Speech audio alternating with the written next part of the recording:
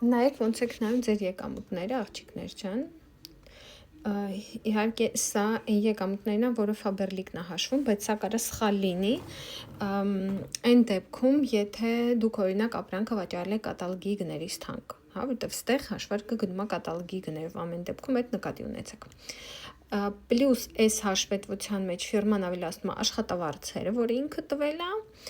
չէ՞ որ մեր մոտ եկամուտը գոյանում է երկու ձևի, նախ մի հատ ձեզ ցույց տամ, հա, ասենք օրինակ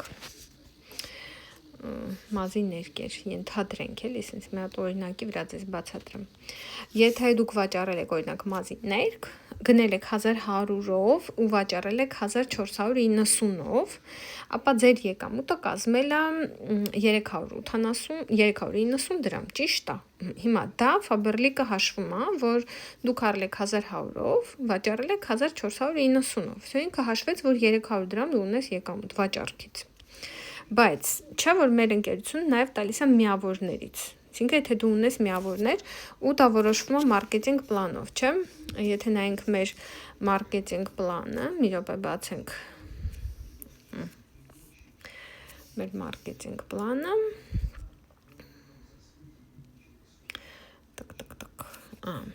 Այս մեր մարքեթինգ պլանն է։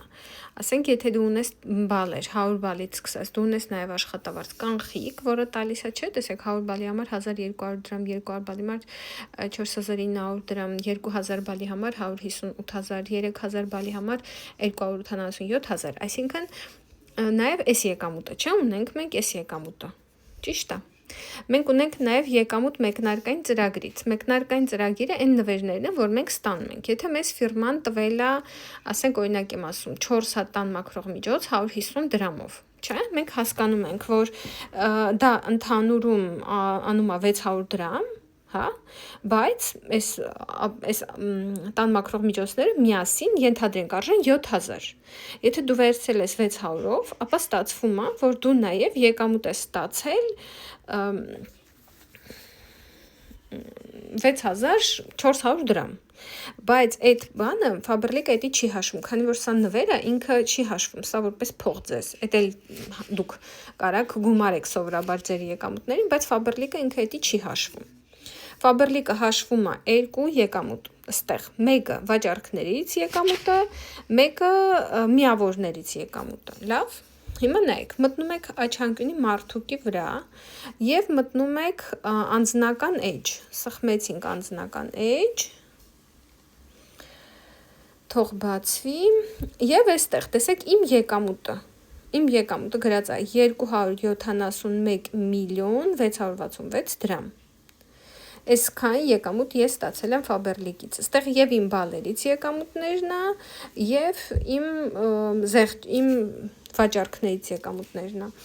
Իհարկե ես 10 տարի բիզնեսում եմ, так что այս թվերի վրա մի զարմացեք, ես նորմալ է իմ դեպքում։ Եվ այստեղ, ինչ է ուզում ձեզ ցույց տալ, կամ մանրամասն։ Ես սխմեցի, տեսեք,